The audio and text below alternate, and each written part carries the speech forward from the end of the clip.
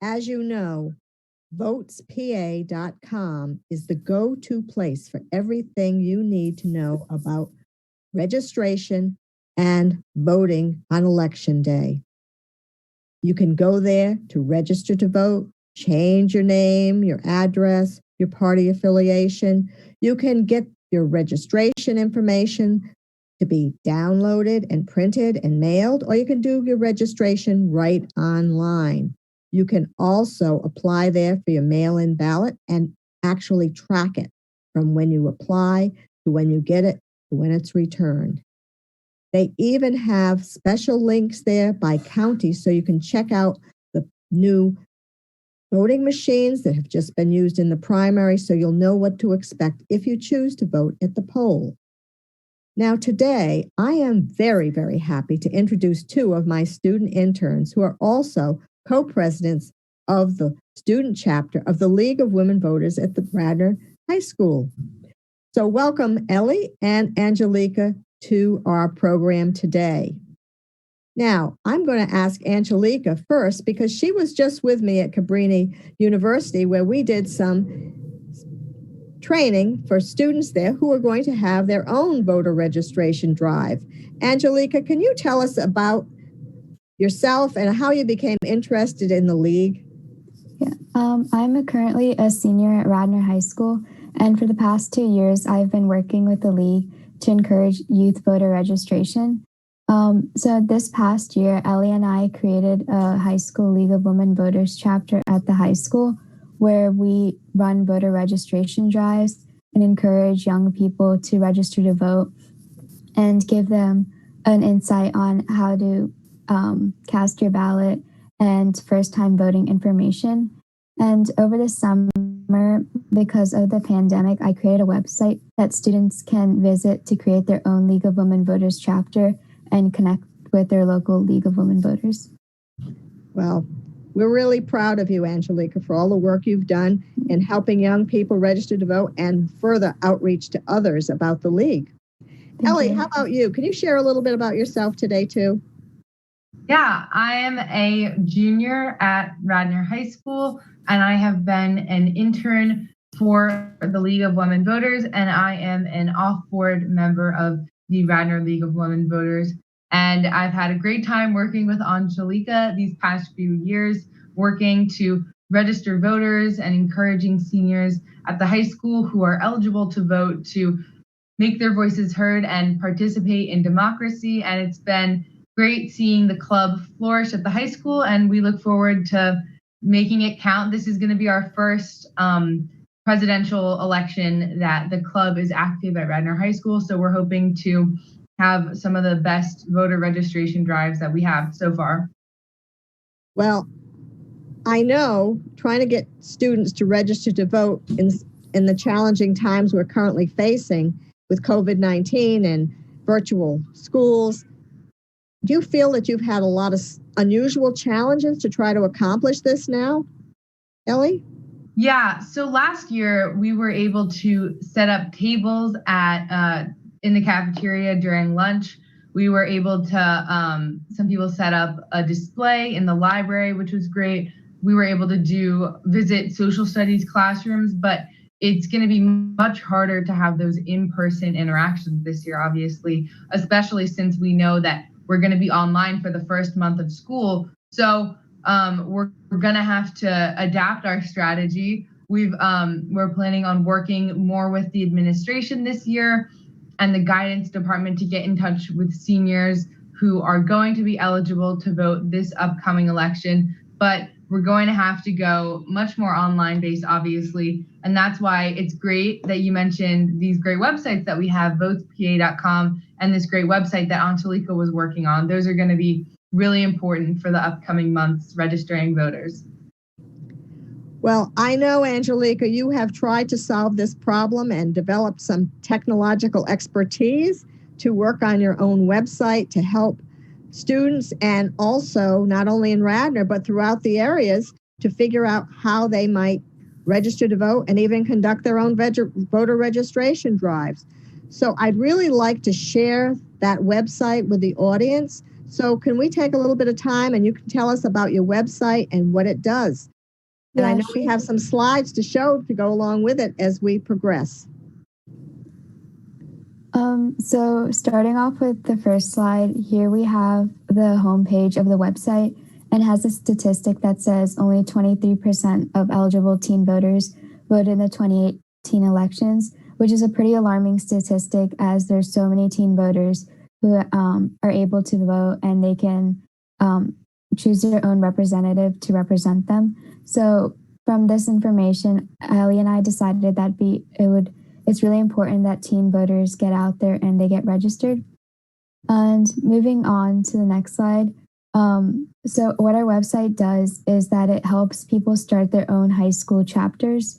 So they can partner with their own League of Women Voters that's closest to them, and they can connect with people and help host registration drives at their own schools.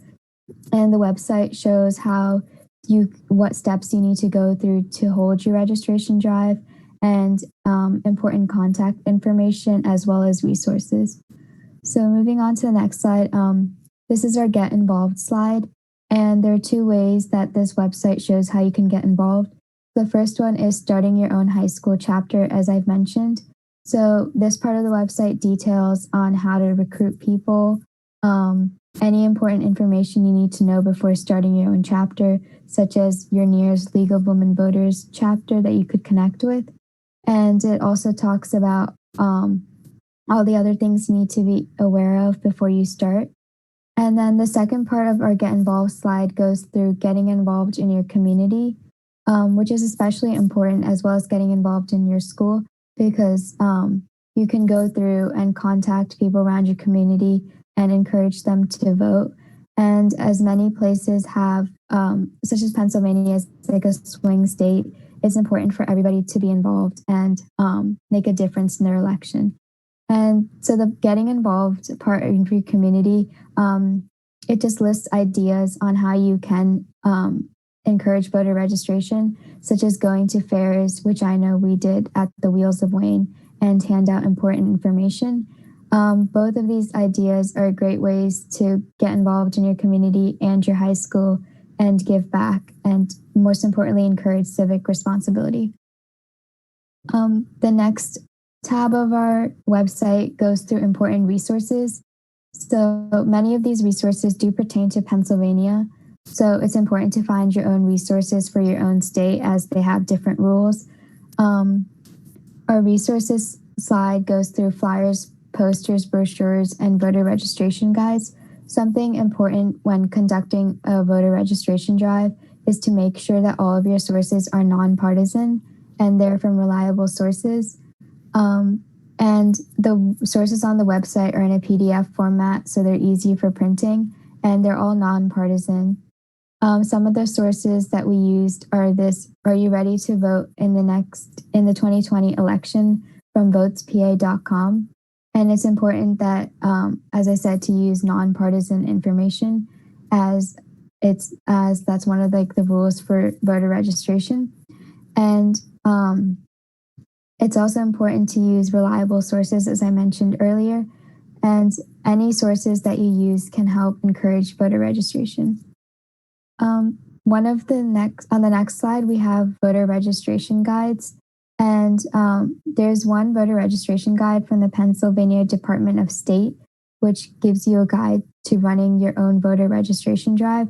And it lists all the important rules, such as to be aware of the fact that Pennsylvania has closed primaries and any other information that you need to know in great detail. And lastly, on our website, we have an events tab. And this is for people who are interested in going out and looking for webinars in this time since we have a pandemic. One of the most important webinars that we have coming up is called Protecting Low-Income People from Voter Registration Intimidation Tactics. This is especially important as it's important to know that everybody should have their own chance to register and a fair chance. So this webinar by the National Coalition is really important because it gives out any information that you need to know and outside information as well. And that is our website. And there's also a contact slot in case you would like to contact me, Ellie, or Roberta, and we can get you any resources you need or any information. And I believe on that first slide, we had the name of that, the address of that website. And if you're looking for it again, it's lwvstudents.wixite.com/chapter. So thank you so much, Aanchalika. This is a real gold mine for anybody who is interested in helping young people register to vote, and even those of us who are older to find places to go to if we're looking to set up our own voter registration drive. So I really appreciate all that hard work and your resourcefulness. Thank you. Ellie, I know you have also been working very hard on the youth vote. So what exactly have you found out that might give some guidance to those of us who will be watching? So as Aanchalika mentioned, young voters are going to make a huge difference this election. Nationally, according to the Tufts Center for Information and Research on Civic Learning and Engagement, more than twice as many people ages 18 to 29 voted in 2018 compared to the 2014 midterm elections. So even though the total percentage of young people, specifically people 18 to 20 who voted in 2018, was not as high as we might have hoped, there is momentum growing for youth voting. And as Aanchalika mentioned also, Pennsylvania is a valuable state. We have 20 electoral votes that are going to play a big role because we're a swing state in determining who's going to be the next president. So, and it's the young voters who can easily tip the scale. I could sort of think of them as, the low hanging voter fruit, because there's such a pool of them available who are excited about voting, but sometimes there are barriers, especially blocking young people from being able to vote. So right now in Pennsylvania, we have a really good basis setting us up for success this November. In 2018, Pennsylvania became the first state ever in which registered voters under 34 outnumbered those over 65. So we have a lot of young people registered. We've done a really good job registering, but it's going to be a matter of making sure that those young voters have the information they need to be able to vote when the time comes this November, especially with the pandemic, mail-in voting, complications with the US postal system, drop-off boxes for mail-in ballots. All of those things are barriers that are going to block first-time voters from accessible voting. So they need accurate information and they need to get out to the polls in numbers, and that can be by mail or in person. So voting, it's how we hold our leaders accountable, whether it's on matters of climate change, justice, education, anything we care about. Voting underscores all of our civic responsibility. So the same Tufts research that I mentioned before showed that a vast majority of voters said that they believe that their generation has the power to change the world. But as this same poll revealed, without the accurate information, this enthusiasm doesn't transfer into votes, because as 1/3 of the poll, respondents didn't know if they could register to vote in their state. So part of this isn't even the fault of these first-time voters. And a big part of that is politicians often assume that young voters aren't going to be reliable voters. So if no one is targeting their campaigns towards young voters feel removed from civic engagement, and they don't have as much motivation or people targeting them, giving them accurate information about registering to vote. And there are so many things that we can do to make voter registration and information about voting more available to young people. One of them, like Aanchalika's website, is amazing. More League of Women Voters student chapter clubs are great. But one big thing that I think is important is lowering the voting age, because research shows that the sooner people form the habit of voting, the more they're exposed to voting in their early life. If they're children and they observe their parents voting, if they make it a habit early on, they're much more likely to become lifetime voters.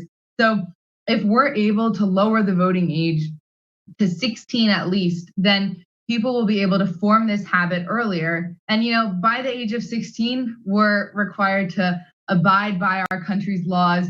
In Pennsylvania, we're allowed to be transferred into an adult criminal court. We're expected to be able to drive and understand our laws, but we aren't given a say in the formation of any of them. So if we can lower the voting age to 16, it will help that habit formation of voting. It will expose people to the information about voting early on, and it will better the availability and accessibility of voting to all young voters. Well, Ellie, this is really an exciting time, and I wish you well on your endeavor to get 16-year-olds the right to vote. And maybe it will happen. Who knows? So I know that your enthusiasm for the League and for voting will continue to help us work towards a more perfect democracy.